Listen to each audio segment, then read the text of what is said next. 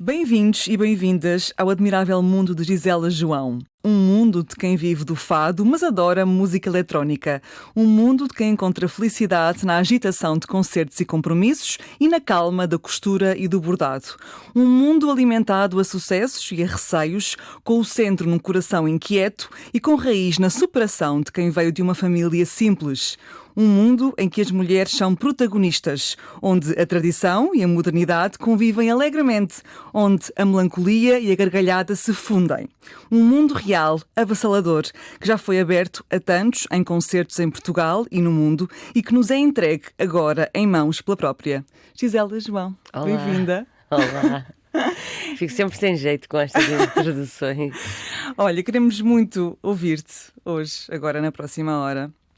E eu, quando estava aqui a pensar sobre ti, sobre a figura que tu és e a pessoa que tu és, estava a pensar se serias uma soma de contradições ou uma soma de várias coisas que podem coexistir. O que é que tu achas? Eu acho que... olha, começa já mal, porque eu acho muita coisa e eu não sei nada.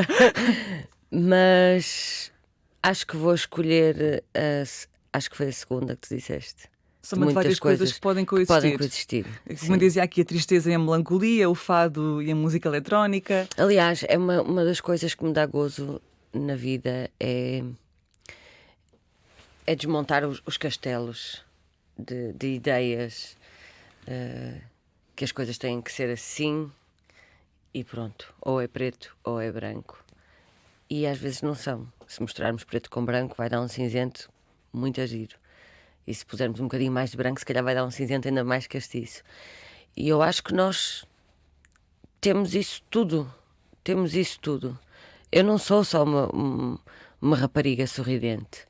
Eu também sou uma rapariga muito deprimida e profunda.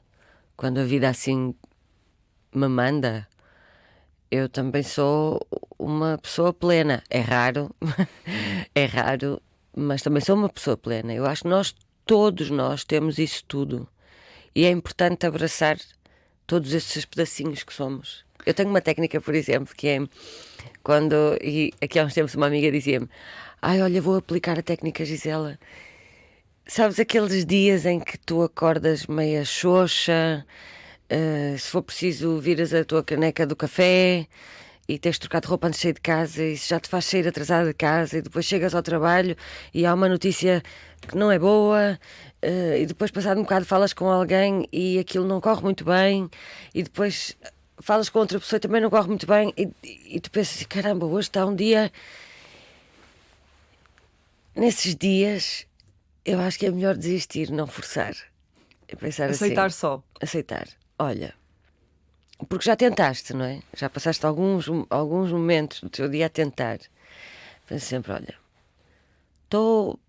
isto não está, deixa passar, deixa chegar até a hora de dormir, amanhã é outro dia.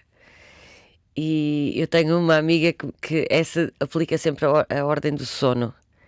Qualquer coisa que diz, então, olha, aconteceu-me isto e tem não sei o que fazer, ela diz, dorme, dorme, vai dormir. E até ela manda sempre uma mensagem, diz, dorme, vai dormir. Ou então os dias em que estás triste. Há dias em que estás triste, porque sim. E nesses dias, não, quer dizer, não é bem porque sim, porque nós no fundo, se formos lá, se pararmos para pensar, nós sabemos porque é que estamos mais tristes. Mas eu acho que nesses dias não vale a pena forçar também. E eu tenho uma técnica que é a minha técnica de... Ok, eu vou dar 2 dias para o fosso. Vou dar 2 dias para estar no fosso. O que é que fazes no fosso? Abraçar essa tristeza. Se é para chorar, é para chorar. Se é para estar triste, é para estar triste. Se é para estar a fazer as coisas em silêncio e não estar com pessoas. É abraçar o fosso. E dar um prazo para abraçar isso. Para depois, ao 3º dia, já é para andar. Já é para andar e resulta, pelo menos comigo e com algumas pessoas a quem eu já contei esta técnica, as pessoas dizem que resulta. É dar um prazo, porque há que abraçar também esses momentos que nós temos. Quando tu dizias há pouco que todas as pessoas têm contradições, têm várias coisas numa pessoa só, achas que há de facto uma parte das pessoas que, apesar de ter essas multiplicidades dentro de si, não gosta delas ou não quer que elas se revelem e por isso as trava? Eu acho que posso dizer que tenho quase a certeza disso. Ahm, eu acho que é normal isso acontecer também, não é? Porque parece que nós estamos sempre todos em competição uns com os outros e as pessoas não querem parecer mais fracas. E há muitas coisas que nos vão ensinando ao longo da vida que se fizeres aquilo ou aquilo outro és mais fraca. Eu também gosto de virar esse prego e de mostrar que não sou mais fraca porque choro muito. Ou não és confusa, não é? Não és louca, como tu própria cantas, Não. só porque num momento estás a gargalhar, que aliás é o teu som preferido, é a gargalhada, É. e no outro momento a seguir podes estar fechada em casa no sofá a comer chocolates até ao dia seguinte. Sim, e tá tudo bem, e está tudo bem com isso. E quanto eu, olha, no outro dia, eu nos meus concertos, como canto muito as mulheres, também falo muito sobre as mulheres. Nada que eu acho que seja mais certo do que o que outras pessoas digam. É aquilo que me faz sentido para mim. E no outro dia, e nos concertos também é quando eu, não sei, a atmosfera, a luz, os sons, faz com que eu me sinta mais transparente, mais nua para poder falar à vontade. E eu gosto muito de falar sobre os poemas, esmiuçar o que é que os poemas nos fazem sentir. E no outro dia eu tinha falado sobre as mulheres já pai 2 vezes e de repente eu ia cantar uma música que se chama Os Bravos. E percebi que havia um senhor que estava assim muito atento. E eu olhei para ele e ele estava assim com a mão dada, deduzo que era a esposa, a namorada, não sei. E eu disse que esta música também, se eu estou sempre a falar sobre as mulheres, porque acontece que eu nasci mulher e sinto na pele E vens de desde mulheres. pequenina e venho de muitas mulheres, não quer dizer que eu também não veja aquilo que acontece com os homens.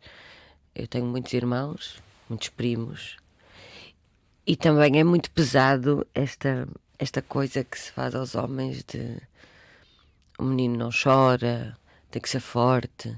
Desde muito pequeninos, eles também têm muita pressão para serem quase o melhor cavalo da corrida. Têm que ser sempre o melhor cavalo da corrida. Aquela questão de terem que prover tudo e tomar conta de tudo a toda a hora. Também é pesado. Acho eu que também deve ser pesado. Principalmente porque eu sinto que o maior peso que eles levam disso tudo é o de não partilharem como nós partilhamos umas com as outras. O que vai o que vai lá dentro, o que vai cá dentro. A parte emocional, não é? Sim, e eu acho que é isso que os pode ir apodrecendo.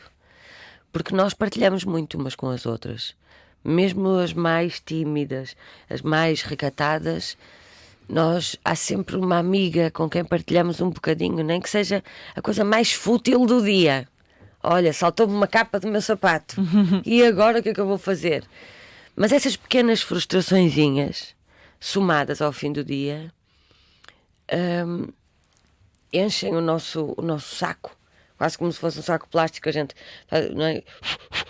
Sopra, e a dada altura o saco está muito cheio. E depois esse saco está tão cheio de tanta coisinha pequenina que às vezes, ao respondermos a alguém, esse saco está tão cheio que respondemos mal. Ou respondemos sem foco, ou sem discernimento. Agora imagina em pessoas que não partilham com ninguém. Deve ser muito solitário. Eu tenho muito medo da solidão. Solidão a que nível? Nível de profissional, a nível pessoal, de solidão de sonhos, solidão de um plano que tu fizeste? Eu acho que a solidão para mim é tão grande que ela tem isso tudo lá dentro. Tudo isso que tu acabaste de dizer está na solidão. Acho que a solidão Eu entendo quando perguntas, por exemplo, solidão profissional, solidão amorosa, só que eu acho que a solidão consegue ser maior do que isso. Que agora aqui a dizer isto também me faz pensar, as coisas tornam-se grandes porque nós as pensamos grandes, não é? Mas eu acho que a solidão é uma coisa muito perigosa. Acho que abrir-se a porta à solidão é muito perigoso, porque eu acho que ela engole tudo aquilo que faz parte da nossa existência. E acho que deve ser muito difícil sair de lá. Tu espreitas só, não abres a porta. Eu às vezes ponho lá os pés, abro a porta e entro. Mas depois assustas-te e tiras. Assusto-me e depois é muito difícil o trabalho de conseguir voltar atrás e fechar a porta. Porque ela também é muito confortável. Porque estás só contigo. Eu não tenho problemas nenhuns em estar só comigo. Mas por outro lado, também reconheço que eu tenho uma voz que me... Eu boicoto-me muito. E eu tenho medo de muita coisa, eu tenho muito medo. Eu não cresci a achar que era possível. Eu não cresci num lugar onde me faziam acreditar que eu conseguia, que era possível. Eu acho que quem não tem medo de nada viveu um privilégio muito grande, que foi dar-lhe capacidade de acreditar. Por outro lado, acho que quem não tem medo de nada também mente um pouquinho. E acho que também vive num mundo que não é real. Quem te acompanha, Gisela, sabe que tu já Eu várias vezes... navego muito na maionese. Não era isso que eu ia dizer. Ia dizer que já te ouviu algumas vezes falar sobre algumas inseguranças e alguns medos. Tu foste considerada por vários críticos nacionais com o teu primeiro disco, 2013, que tinhas um dos maiores álbuns, ou se não o melhor álbum de música portuguesa do século XXI, de um artista português. Fazes concertos em Portugal e no mundo inteiro. Enfim, não há ninguém na área do fado que não reconheça o teu trabalho. Aliás, uma das primeiras pessoas a reparar em ti foi o Camané. Até onde é que tem que chegar o reconhecimento para com ele chegar também a autoestima e a capacidade de se autoelogiar? Isso é uma pergunta muito grande, muito complexa. Olha, aconteceu-me há relativamente pouco tempo, há uns anos, que percebi que é quase como uma droga. Anda, corre. Eu sentia-me como um cavalo de corrida. Vai, faz, e eu própria sempre a querer mais. E de repente percebi que eu acho que muita gente percebe isto. Eu é que percebi um bocadinho mais tarde, às tantas. A noção de sucesso é diferente de cabeça para cabeça, de pessoa para pessoa. E o sucesso que eu corria atrás não era propriamente o sucesso que eu idealizava para mim. E no dia em que eu percebi isso, eu fiquei em paz com muita coisa. Com muita coisa que me tirava o sono, que me inquietava. Como é que eu vou fazer isto? Não que eu esteja muito diferente hoje em dia, mas os objetivos são outros, se calhar. Mas eram-te impostos. São mais à minha medida. Nem é que me eram impostos, mas é o barulho dos dias, daquela pessoa que te diz: já viste, não sei quem conseguiu fazer aquilo, então e tu? E tu vais, andas nisso sem pensar. Até que de repente isto foi muito importante para perceber o que é que me dava gozo a mim mesmo. Agora, em relação a essa questão de o que é preciso para se ganhar confiança e autoestima, isso está muito relacionado com outras coisas que são muito mais profundas. Eu faço muita terapia, que me ajuda muito a conhecer-me. Não consigo entender como é que as pessoas vivem sem fazer terapia. E essa questão da autoconfiança vem muito lá do nosso início, de pequeninos. Eu pergunto isto porque às vezes as pessoas pensam: quando eu conseguir isto, aí é que me vou sentir reconhecida. Ou quando eu conseguir Que aquilo. grande treta. Mas tu própria também passaste algures na vida por este tipo de ideias, não é? Ou que também te eram passadas, se calhar. Quando fizeres um coliseu, estou a inventar, não é? Sim. Quando fizeres um coliseu, aí sim vais sentir-te verdadeiramente aclamada e reconhecida. Essas coisas acontecem. Eu, por exemplo, confesso que há uma coisa que eu acho que ainda acontece muito e que para mim acho que é assim, olha, vou dizer, eu acho que é de uma pobreza de espírito muito grande, que é quando se faz alguma coisa com um estrangeiro. Caraças, nós somos mesmo muito validados no nosso país. Eu acho isso muito pobrezinho, porque nós somos muito bons.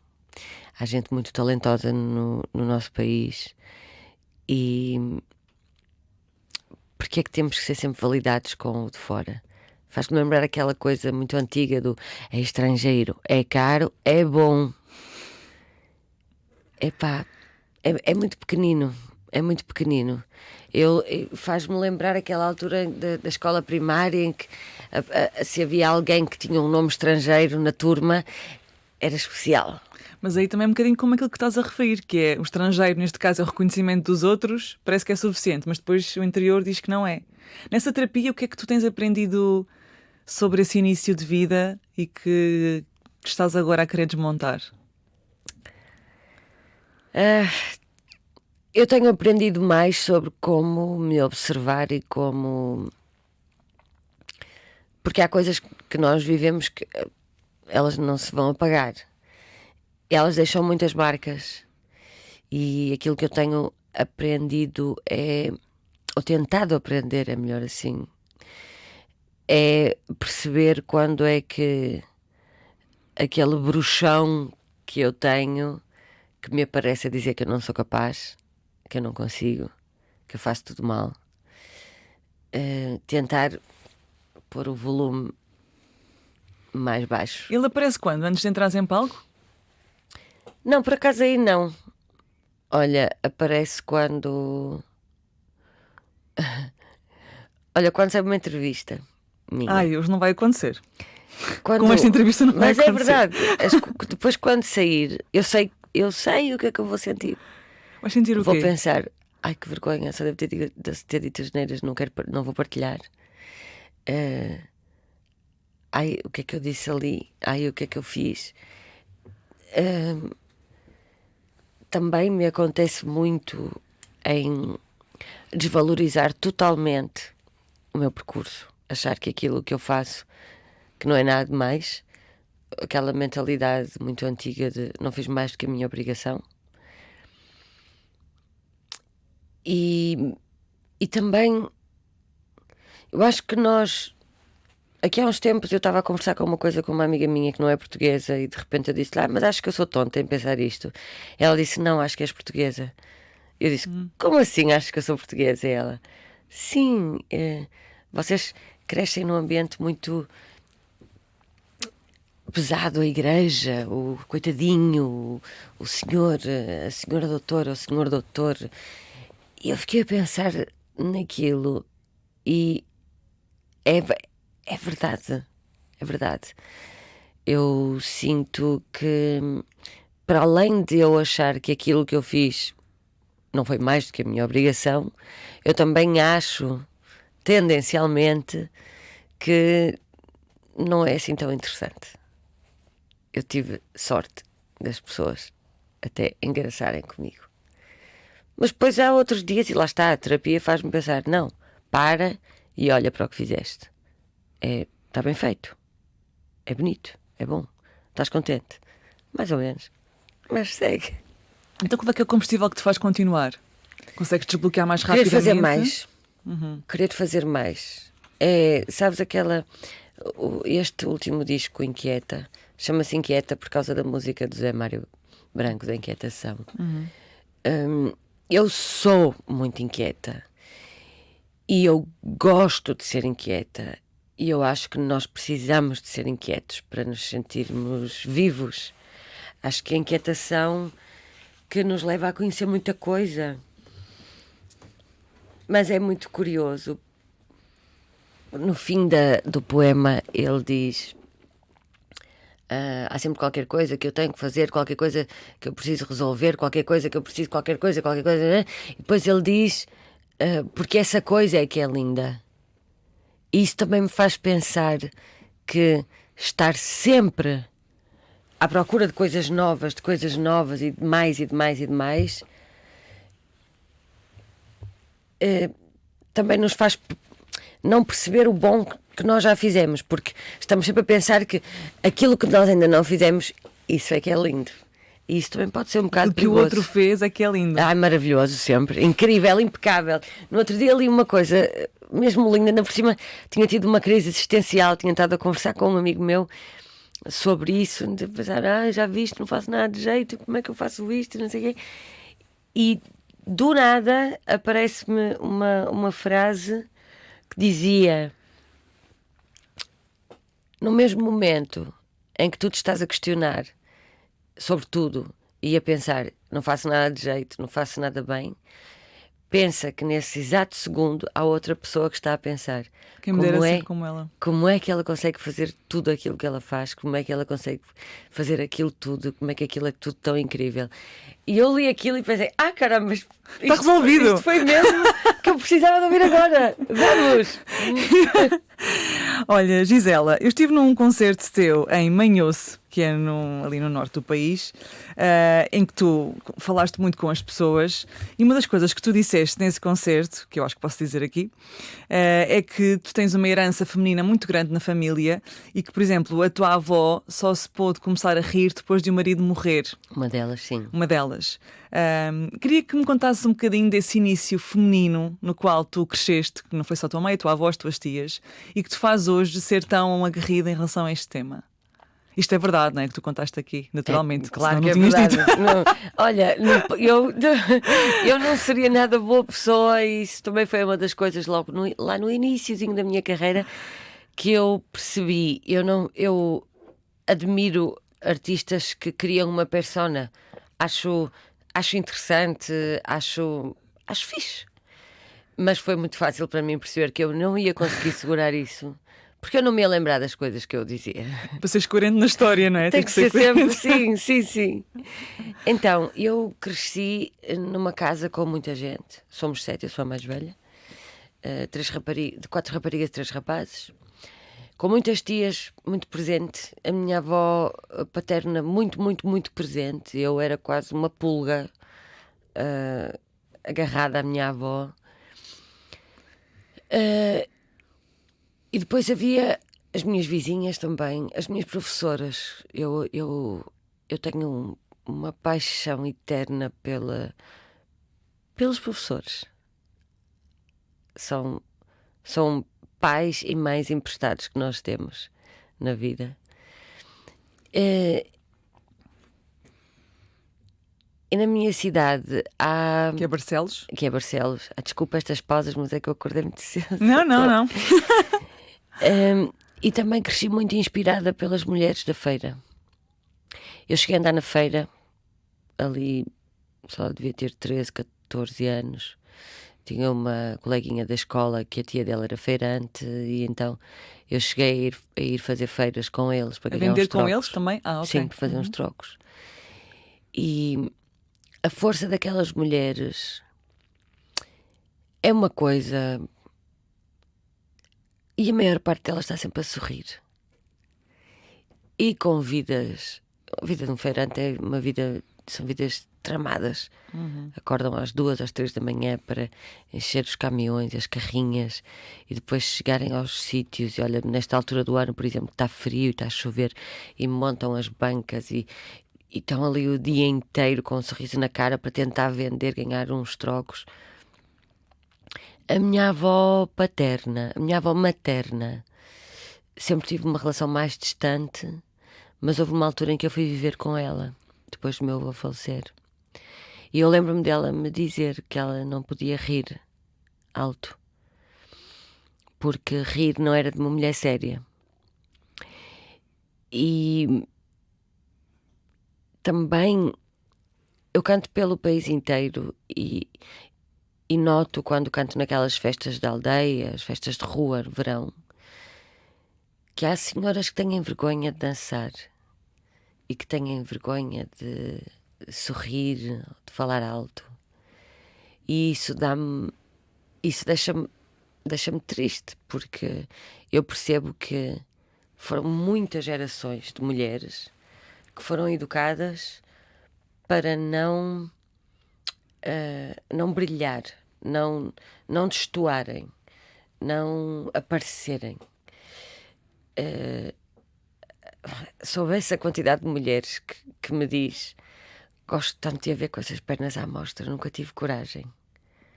Mostra-as por mim, que eu agora já não posso. A quantidade de mulheres que me diz que nunca dançou no bailarico da aldeia porque tinha vergonha do que é que os vizinhos iam dizer ou o que é que a família ia dizer. Iam dizer que ela era maluca. E sim, e eu sei que era isso que aconteceria. E eu sei que é verdade. E tu sabes disso também. Aquela mulher que era mais... A mulher é muito espampanante. Porquê? Porque arranjava o cabelo, gostava de se arranjar bonita e sair assim à rua na aldeia, na cidade pequena. Todos nós sabemos como é que essas coisas são vistas. Só porque gostava de se arranjar. Essas coisas... Oh meu Deus, eu acho que estava uma conversa aqui muito longa entre nós.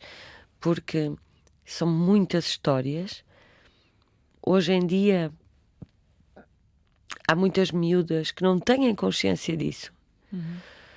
Porque a minha geração já tem filhos. E a minha geração já não sofreu dessa forma tão pesada, sofreu de outras. Portanto, essa consciência dessas memórias já não existe tanto na minha geração. Portanto, são mães que não passaram por essas coisas e, portanto, esses filhos não vão ter essas memórias. Há uns mais velhos, 2 ou 3 gerações que nós ainda conhecemos e conversamos com, as mais pequeninas não. E é importante que nós contemos essas coisas. É muito importante dizer a uma miúda de 12 anos que antes do 25 de Abril, quando uma menina casava, ela era como se fosse um carro ou um casaco ou um prédio que o marido comprou. Propriedade. Era propriedade. E quando se diz isso a uma menina de 12 ou 13 anos, hoje em dia ela provavelmente não vai acreditar. Está bem, está bem. Mas é muito importante nós falarmos destas coisas. Hoje, apesar de já não haver nada disso, felizmente, continua a haver muita pressão sobre as mulheres. E eu fiz aquele exercício de ir ao Google pesquisar o teu nome e ver o que é que aparecia. E se tu pesquisares o teu nome aparece Gisela João namorado, Gisela João tem filhos, Gisela João idade, Gisela João país e Gisela João altura. Estas pesquisas no top, que são namorado, tem filhos, idade, refletem aquilo que te é perguntado de forma direta ou indireta no dia-a-dia também? Não,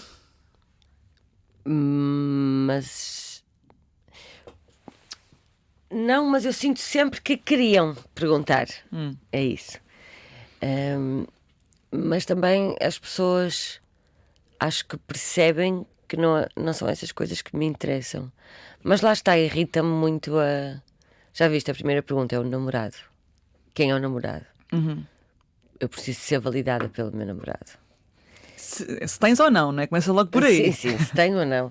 E se eu tivesse uma namorada? Por isso ninguém pergunta, não é? Interessante. Eu acho que as pessoas... nós somos todos curiosos, não é? Eu também, se vejo um ator super giro numa série, deixa-me ver aqui. Será que é casado? Também vou ver. Não é à toa que a imprensa cor-de-rosa faz correr milhões e milhões no mundo inteiro.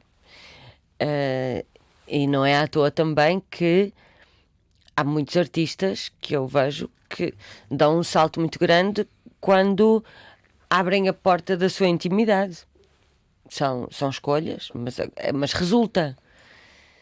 Eu achava que ia ter o meu primeiro filho aos 26, o segundo aos 28 e o terceiro aos 30. 2 em 2 anos. E não aconteceu. Fui tendo gatos. E discos? Fui tendo gatos e discos. Já vais em 4, não é? Gostava muito de ser mãe. Não sei se vai acontecer. Confesso que nos últimos 2 anos senti-me muito pressionada por isso. Tomei até bastante decisões com isso em foco, mas acho que foi uma asneira. A vida é o que ela tem que ser. E forçar, eu não sei de nada, pelo menos comigo, não há nada que eu tenha forçado que tenha sido fixe, que tenha corrido bem. Não há. Sobre aquilo que as pessoas perguntam e a curiosidade, lembro-me que na altura em que tu lançaste a canção Louca, fizeste um videoclipe que estás tu e outra mulher e que na altura houve alguns comentários sobre a tua orientação sexual, etc. Eu vou para a cama com quem eu quero. Na altura isso fez-te alguma confusão ou achaste graça até? Não me faz, acho graça, mas acho um bocado básico, porque quando eu faço essas coisas, eu acho, eu gosto da profundeza das coisas, eu sou um bocado chata. Gosto que as pessoas olhem e achem natural serem duas mulheres em vez de ser um casal heterossexual. É isso. É simples. É muito complexo? É. Mas também pode ser muito simples. E é a tua arte, não é? Que tu Sim. fazes como tu Mas eu queres acho fazer. que é isso que me interessa, é mostrar que podia ser um casal heterossexual, mas podem ser duas mulheres. Pode ser um casal homossexual e está tudo bem. Não é esse o tema. Eu falava no início sobre esta mistura entre a tradição e a modernidade, porque tu trazes sempre contigo a tradição, a ligação à cultura popular portuguesa. Agora aqui tens uma camisa de... É uma camisa dos homens, é o traje, faz parte do traje dos ranchos. Até tem esta aqui, esta parte, vês, que é para dançarem e não esticar, não ficar esticado. Eu acho lindas. Tu também bordas bastante, gostas muito de costurar e de bordar, é o teu momento de foco também? É, eu sou bem chata. Eu gosto de estar em casa com uma mantinha nas pernas. E Eu com os gosto teus de gatinhos. tricotar, com os meus gatinhos, costurar. Gosto de conversar. Eu tenho uma vida em paz se estiver assim a fazer as minhas coisas. Sentes que ainda há um olhar de soslaio que impera sobre a cultura popular portuguesa? Quase como se houvesse uma hierarquia entre os vários tipos de cultura. Baui, como disse a minha amiga imigra. Muito, muito, muito, muito. Se bem que nos últimos anos eu tenho visto uma apropriação da cultura minhota. Onde? Aqui por Lisboa. Não critico, confesso, até porque acho fixe darem espaço e aos trajes minhotos. Não gosto, não me agrada muito, confesso, a parte em que às vezes parece que quando se vai falar dos minhotos tem que se falar assim, porque são os parolitos, ou então tem que se vestir de uma forma assim, meia tona. Isso não me agrada muito, porém os minhotos sabem muito bem quem eles são. E sim, está tudo bem.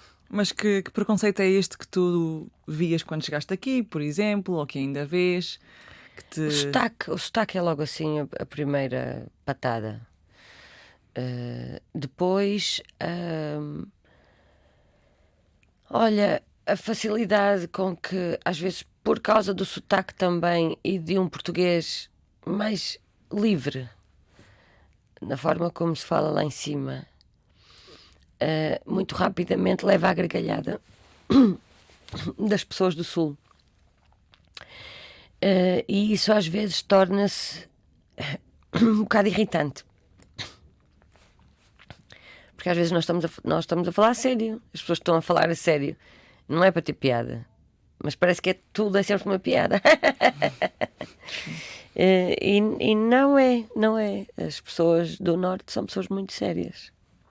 O que é que tu gostas mais na cultura popular portuguesa, na qual nasceste e cresceste? A tua? Olha, eu vou outra vez para aqui, mas eu gosto muito da união e da força com que as mulheres fazem as coisas. à volta de uma mesa, a preparar as carnes ou a preparar os doces que vão ser feitos, à volta de uma mesa a planear a festa da aldeia, à volta de uma mesa a bordar as camisas para a festa que vai acontecer no verão, à volta de uma mesa a tricotar as meias para o traje ser usado na festa que vai acontecer no verão. Toda essa a produção executiva, digamos assim, que nada contra os homens, há sempre muitos homens envolvidos, claro que há, mas a força do pelo na benta da mulher do norte é... Olha, às vezes estou em casa e lembro-me de situações e vem umas lágrimas aos olhos, porque é mesmo bonito, é uma força que tu pensas assim, esta mulher teve a trabalhar o dia inteiro, ainda gera família, ainda veio para aqui à noite organizar isto, há meses que anda na organização disto, e aqui está ela, dorme pouco, mas olha para ela, está feliz. Eu acho isso muito inspirador. Eu digo muitas vezes inspirador isto, inspirador aquilo, mas é verdade, há muita coisa que me inspira. Mas naquela altura era só o normal, não é? Agora é que tu vês o trabalho todo que estava ali acumulado. Sim. Quando eu era miúda eu achava que era só o normal. Aos dias de hoje eu vejo que é por amor e por paixão. Tu, quando vieste para Lisboa, sentiste esse preconceito da miúda que vem de Barcelos? Senti-me muito acarinhada por algumas pessoas, mas senti muito preconceito. Senti mesmo muito. E não me esqueço de nada. Em quê? Do que é que não te esqueces? De dizerem que esta expressão, ainda há pouco tempo, disse noutra entrevista, porque é uma coisa que é muito presente em mim, de eu ouvir, vem escorrer por uma tábua abaixo e acham que sabem cantar o fado. E aquilo era claramente para mim. Sim, muita coisa. Conversas à minha frente sobre o fado de ser de Lisboa e ser dos lisboetas. Mas por outro lado também fui muito acarinhada por muitas pessoas. Foi mesmo.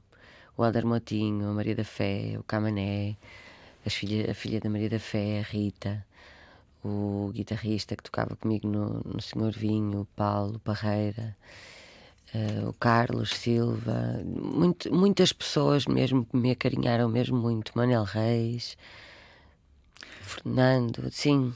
Tu vens de uma zona em que não era normal viver a vida e fazer-se a vida com a música. Não, embora na minha cidade, Barcelos é um hub criativo, natural, de música. Tenho muita pena que, por causa de políticas, não haja muitos espaços para as bandas continuarem a juntar e a criar, mas elas arranjam forma. Mas é uma pena, porque é mesmo uma cidade... Teve, olha, o Milhões de Festas foi um festival muito conhecido, mas desde pequena que existe festival de jazz, há sempre muita música, muitas bandas, mas sempre uma coisa como paixões. Uhum. Como hobbies, como hobbies, sim.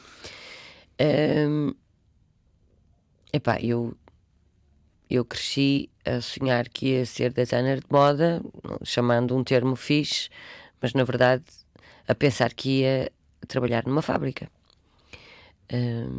Têxtil, não é? Os horizontes que te dão são poucos. Eu sabia que não podia sonhar em ir para a faculdade, mesmo que eu tivesse uma bolsa. A ajuda que eu ia precisar financeira de casa não era possível. E isso acontece com muita gente, isso acontece com muitos adolescentes, com muitas crianças até hoje, porque elas sentem a vida à volta delas. Tu nem sequer chegas a sonhar uma coisa que à partida sentes que não é para ti. Sim, exato. Exatamente. Isso é-te passado através de um comentário, de uma conversa, Não, chega até mim porque eu olho à minha volta e percebo que não há dinheiro para isto, não há dinheiro para aquilo, quanto mais vai haver para eu ir estudar para outra cidade. Isso Não Às vai vezes, existir. quando se tem muitos irmãos, os pais optam, enfim, muito antigamente diziam que não iam dar ao primeiro se não sabiam se podiam dar aos Os seguintes. meus pais davam aos que podiam, davam a todos igual o que podiam. Isso, sim, isso nunca aconteceu de haver uma preferência. Não. Mas nessa altura, então, portanto, os teus sonhos eram muito, enfim, cortados à partida. Eu sempre fui muito sonhadora. No entanto, eu arranjava sempre forma de pensar, de me organizar de forma que eu só podia contar comigo. E tenho muito isso ainda aos dias de hoje. Era eu sozinha. O que é que eu conseguia fazer sozinha? E assim foi mais fácil ir vivendo a vida sem criar expectativas dos outros ou de ajudas. O ovo no cu da galinha para mim nunca existiu. Tu lembras também em que tu percebeste, ok, isto vai ser a minha vida confortável, feliz, eu vou ser feliz a cantar e pagar as minhas contas com isto? Acho que nem percebi muito bem, sinceramente, porque eu venho para Lisboa, eu pertencia ao proletariado durante muitos anos, eu trabalhei quase 13, 14 anos em venda ao público, lojas de roupa. Eu fiz unhas, eu lavei cabelos, eu tomei conta de crianças, eu vendi bonecas de trapos, eu vendi comidas feitas em bolos, fiz muita coisa. E depois, quando eu vim para Lisboa, eu fui cantar para a casa de fado, vivia miserável, de forma miserável. Ganhava muito pouco, não cantava todas as noites, o dinheiro não chegava para nada. Foi aí que eu até vendi bonecas de trapos e alguns bordados. E quando gravei o meu primeiro disco e comecei a fazer concertos, comecei a ter uns ordenados. Comecei a ter. Não era 30 euros aqui, 40 euros aqui, gastava metade em táxis para depois ir para casa para cantar. E de repente eu assumi só que era a minha vida. Eu gosto muito de trabalhar, eu trabalho desde muito nova, desde os meus 15, e eu não sei não trabalhar. Então para mim era trabalhar, tenho que trabalhar mais. Ias sempre desfrutando ou sempre Não sei naquela desfrutar. escassez? Não sei desfrutar. Olha, ainda há pouco tempo eu vou fazer uma viagem, vou a Londres uns dias, meio trabalho, meio passeio. É trabalho, mas vou aproveitar para dar uma vista de olhos. E estava a minha amiga, e estava a pensar cancelar, e a minha amiga disse-me: não, Gi, vai aproveitar, Londres é tão castiço, vai ver um museu, vai ver um jardim. E de repente eu disse-lhe: sabes, eu não sei passear. Eu vou aos sítios, eu viajo muito, mas eu viajo muito em trabalho. E eu percebo, é muito claro para mim, que eu não sei passear. Mas porque te sentes mal em desfrutar só? Tenho muitas coisas para fazer, para trabalhar. O que é que eu estou ali a fazer? É estúpido, é muito estúpido. Mas eu percebi que eu faço isso. A mim própria é péssimo. Péssimo. E vou, não cancelei a viagem, não. Vou, sim senhora, para Londres. E vou passear. Não vou em modo viaja de manhã e volta no dia seguinte de manhã. Não vou. E vou passear. O que eu sei desfrutar é de estar em casa, de volta das minhas linhas e dos meus trapos. Isso eu sei desfrutar. Ai, sei muito bem. E mesmo assim consegues não estar em casa com esse caos mental do trabalho? Aí consegues? Mais ou menos. Tem dias. Estou a mentir. Está sempre muito barulho na minha cabeça. Eu sou muito obcecada com o silêncio. Eu adoro silêncio. E uma vez uma psiquiatra com quem eu falei disse-me: pois, porque está muito barulho aí dentro, não é? E eu pensei: pois é, como é que ela sabe? Como é que sabe? E ela: está muito barulho aí dentro, não está? Está sempre muito barulho aqui dentro. Por isso que eu sou tão obcecada com o silêncio. Portanto, o barulho é nos concertos, nas reuniões e depois a seguir precisas de... Preciso de silêncio. preciso de silêncio, eu preciso muito de silêncio. E quando eu estou a ouvir música em casa, ou no meu tempo livre, digamos assim, quer dizer que eu estou um bocado relaxada. E o que é que fazes com esses pensamentos todos? Escreves? Faço coisas com as mãos. Faço muitas coisas com as mãos. Bordo, faço crochê, danço, gosto muito de dançar. Em casa? Em casa. Gosto muito de fazer exercício físico, mas eu gosto especialmente de fazer coisas com as mãos e de fazer coisas bonitas. Gosto de... porque também me faz sentir que sou capaz. Porque na maior parte das coisas que eu faço no meu trabalho são coisas que não dependem nunca só de mim, dependem de uma equipa, e nunca são coisas que eu vou conseguir fazer numa hora, ou 2, ou 3. São coisas que se fazem à la longue. E quando eu faço os meus trabalhos manuais, eu provo a mim mesma que sou capaz de fazer alguma coisa. Porque ao fim do dia, se for preciso, eu consigo ter uma peça que eu fiz. E está ali a prova. Sim, porque eu sinto que nós estamos sempre a ouvir constantemente que deixamos coisas a meio.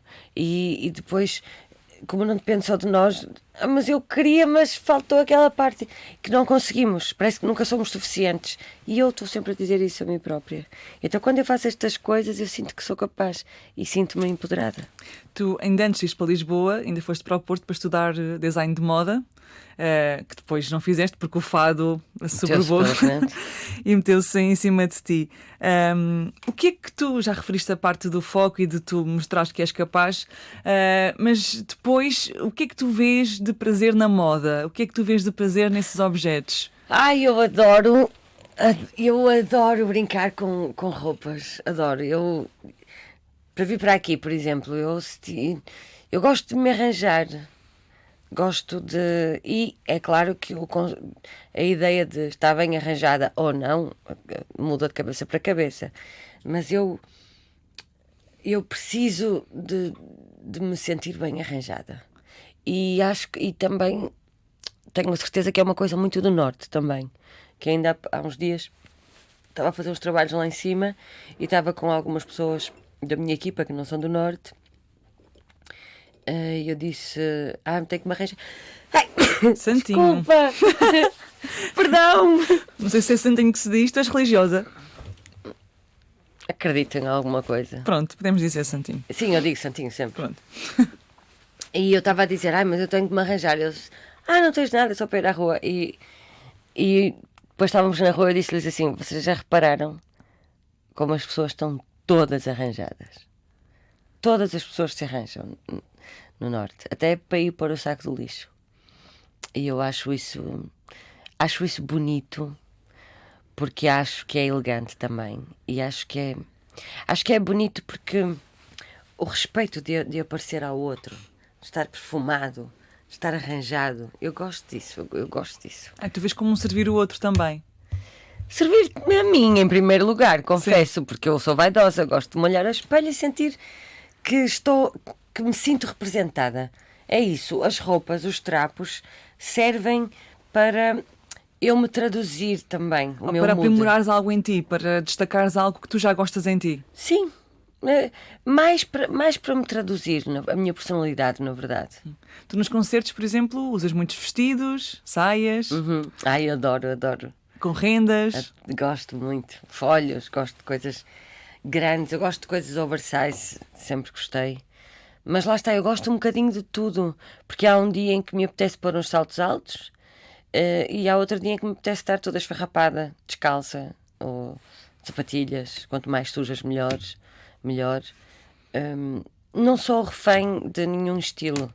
E isso às vezes também pode ser um bocado confuso. Depende dos dias, como dizias, aquilo que queres vestir ou dos momentos, mas também foi alterando a tua relação com a moda ao longo do tempo. Ou seja, antes que eras mais conservadora, por exemplo. Nunca fui conservadora. Nunca fui conservadora a tinhas mais pudor em mostrar coisas que querias usar. Vez fui expulsa de uma... Nunca tive pudor nenhum com roupa, nada. Porque para mim é mesmo um parque de diversões. Mesmo um parque de diversões. Eu fui expulsa de uma aula porque na altura eu cortei umas calças de ganga do meu pai e virei-as, pus o avesso para fora e cozi e fui para as aulas assim e fui expulsa por causa dessas calças.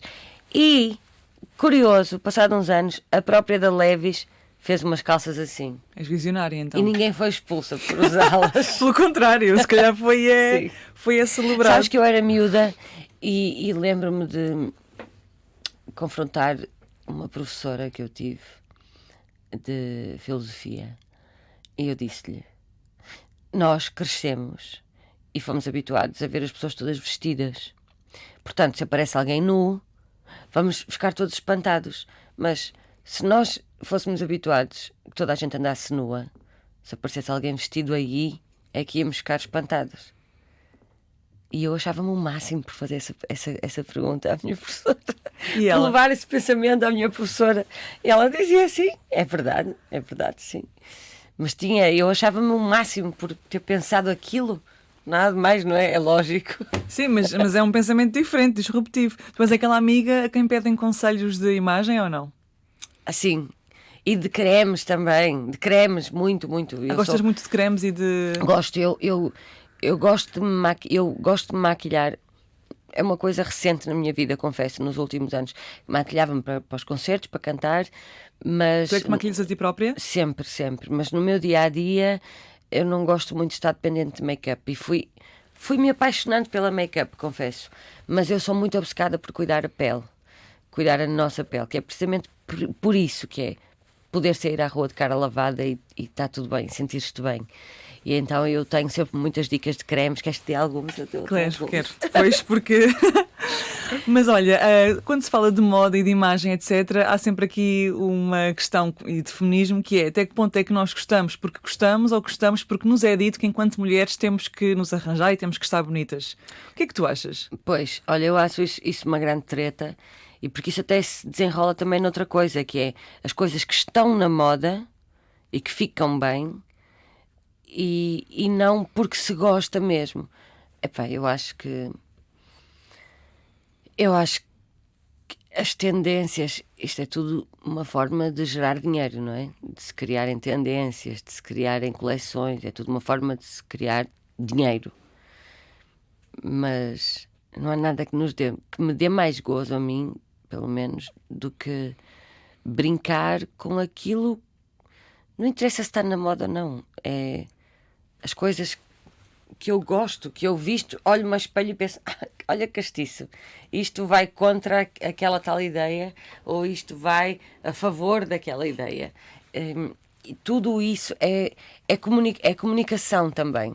Eu acho mesmo que a forma como eu me visto é comunicação também. O que também está agora muito na moda, também relacionado com a pressão da imagem, são as operações plásticas. O botox, eu gostava de fazer uma ou duas, mas não posso. Porquê que não podes? Porque são muito caras. Mas eu gostava de fazer uma ou duas. Gostava. Portanto, a tua opinião é a pessoa faz o que quiser com o seu corpo, não é? Claro que sim. É lógico que sim. Mas há uma pressão também sobre as mulheres, sobretudo artistas, que aparecem mediaticamente, de teres que ter um certo corpo, uma certa cara. Sim. Eu confesso que quando cheguei aos 40 comecei a pensar muito e não vou mentir, ainda penso aos dias de hoje, volta e meia, ainda penso, se calhar já estou passada. Porque uma pessoa ouve tantas coisas sobre mulher nos 40, a partir daí é sempre a cair. Essa pressão nós também temos connosco, não é? Se calhar por causa da que vem de fora e da que levamos durante tantos anos a ouvir. Mas é difícil. Deve ser na base da liberdade. É difícil, mas... Porque é assim, porque nós vemos tanta coisa mal feita. Mas por outro lado, eu acho que as pessoas, se te vai pôr um sorriso na cara, se te vai deixar mais confiante, porque não? Vai em frente. Tu tens muitas tatuagens também. Tenho muitas. E se soubesse o que sei hoje, não tinha nenhuma. Ou tinha só duas ou três. Porque eu gosto muito das minhas tatuagens, mas elas são grandes. E eu esqueço-me que as tenho, confesso. Eu nem me lembro que este Fazem parte de ti já? Às vezes até estou a sair do banho, estou-me a limpar e assim no espelho vejo, até me assusto, penso, ai, o que é isto? Penso que é um bicho. Não, é a tatu que está ali há anos. Mas gosto, cada vez mais gosto do corpo como ele é. Eu sempre gostei de sinais desde pequenina. Eu tinha aqui um sinal, eu tenho muitos sinais, mas desde pequenina que eu ficava a olhar para os meus sinais e espetacular. Portanto, eu sinto que eu já tinha muitas tatuagens, já tenho muitas tatuagens e não precisava destas. Olha, a Gisela cantora também é a Gisela jurada em muitos concursos de televisão. O último até, penso que foi o último, foi o The Voice, aqui sim. na RTP. Para uma pessoa sensível como tu, emocional como tu, quão fácil é dar opinião a outra pessoa e ver a emoção do outro, não é? Que pode ser a felicidade, mas também pode ser a desilusão. É muito difícil, precisamente porque pode estar a destruir um sonho de alguém. Porém, e também para me proteger a mim, comecei a pensar como eu sempre gostei que me dissessem a verdade. E então vou na fé. Eu vou sentir coisas, eu estou completamente aberta a que me façam sentir coisas com a arte que me vão mostrar, mas se eu não sentir, eu vou ser honesta. E as pessoas vão perceber que essa honestidade não é para magoar, para destruir um sonho, é para tentar ajudar, porque a honestidade dos outros pode fazer-nos chegar muito longe. E as pessoas sabem receber feedback, sabem receber a opinião, quando não é ao encontro daquilo que esperavam? Olha, queres saber? Eu acho que as pessoas sabem receber melhor um mau feedback do que os elogios. Isso é uma coisa que eu fui percebendo ao longo da vida, mas mais agora nos últimos tempos, também com estas experiências. Nós estamos mais treinados para receber coisas más do que as críticas, do que coisas boas. Os elogios deixam-nos sempre muito desconfortáveis e que eu acho que isso devia ser ao contrário. Devíamos ficar felizes ao receber os elogios. Já viste, estás tão bonita. E a primeira reação é obrigada. E depois ficar aquele silêncio desconfortável, não é? O que é que eu vou dizer a seguir? Exatamente. Mas se for uma crítica, ouves tudo com toda a atenção do mundo, dás espaço a que a crítica seja desenvolvida. Até impô-las tu própria, não é? Sim, e vais embora a pensar nisso. E o elogio, esquece em 2 segundos. Estás a falar das pessoas ou de ti? Estou a falar de eu inclusa também. E porquê que achas que isso aconteceu? Porque foi assim que fomos educados a... Claro, o senhor padre, os coitadinhos, o castigo. Não fazes mais do que a tua obrigação. Nós crescemos muito com isso. É um peso. Acho que é pesado isso. Até estudar, não é? Ou seja, nos estudos tinhas uma boa nota e era a tua obrigação, porque era a tua única função, era estudar. Sim. O teu último disco chama-se Inquieta, dedicado à Revolução, às canções de Abril. Neste último disco, o que é que tu sentes que fez a diferença em relação a tudo o resto? Que marca é que este disco trouxe para ti? Só perguntas simples nesta manhã. Nós estamos a gravar de manhã. Só perguntas simples. Olha, sei-te dizer que individualmente este disco é importantíssimo para mim. Muito importante, muito, muito, muito importante. Eu produzo o disco com o Luís e com o Carlos, mas produzo com uma voz muito presente e eles ajudam-me a encontrar os sons que eu preciso. E para uma pessoa que eu não estudei música no 5º, 6º ano, como a maior parte das pessoas. Não fizeste conservatório? Não. E sempre me senti menor por isso. Mais não, uma camada, não é? Além sim, de ser do norte, etc, etc, não a vida. conseguir ter a linguagem musical. E encontrei duas pessoas que me ajudam a traduzir toda a música que está na minha cabeça e no meu corpo. E isso foi muito importante. Muito, muito importante. Depois, também o facto de ter lançado o disco sozinha, sem uma major por trás. Também pelo facto de ter feito este disco depois de ter saído de uma agência muito grande onde eu estava e de fazer este trabalho com as coisas de casa, basicamente. E o que me deu também muito gozo foi, na verdade é assim, este disco devolveu-me confiança que eu tinha perdido nos últimos anos. Confiança em mim e no meu trabalho. Vou deixar de estar aqui com tangas. É isso. Boa, isso é bom. É muito bom. É muito bom. Para terminar, queria-te fazer uma pergunta, Gisela, sobre as asneiras. Porque ser do norte. Quais asneiras que eu faço? Dizer asneiras. Ai, dizer asneiras. Vês? Eu disse asneiras, já pensaste nas asneiras que tu fazes? Não, é só dizer asneiras. Dizer asneiras. Nós às vezes dizemos asneiras, mas há aquela ideia, não sei se corresponde à realidade ou não, mas que as pessoas do norte dizem mais Dizem asneiras. muitas, pontos e vírgulas. Sim. Porquê é que se dá tanta importância à asneira e não se dá importância a outras coisas negativas que se dizem? Isto porque eu li uma frase tua que dizias: às vezes ser maldoso a falar é pior do que dizer um... Não vou dizer a palavra, mas tu podes dizer. Tu podes dizer. Eu não posso dizer. Eu acho que sei, mais uma vez, a malta do sul, do centro, a controlar sempre a narrativa de tudo. E isso é muito irritante. E é chato. É chato. Porque é que a bitola tem que ser sempre como se fala no sul, neste caso, não é? Estamos a falar de porque é que a bitola não pode ser como se fala no norte? Vamos virar isso ao contrário. Olha aquele que nem diz um palavrão, já viste?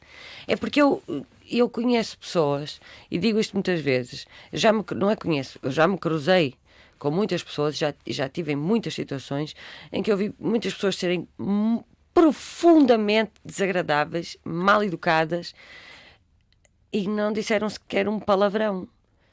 E ao contrário, conheço muitas pessoas que dizem muitos palavrões e são muito educadas, muito delicadas.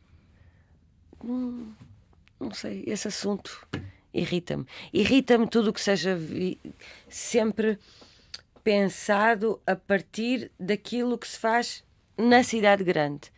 Porque o que está na cidade grande é o que está certo sempre. Não é verdade. Desculpem, mas não é verdade. O que é que está em ti hoje, neste momento, para terminarmos? O que é que está em mim? Muita compaixão. Obrigada.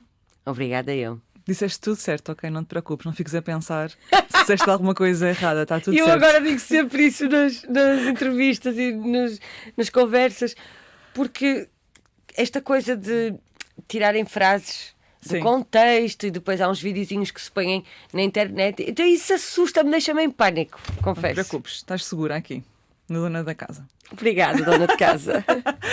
Nós voltamos na próxima semana. Até lá.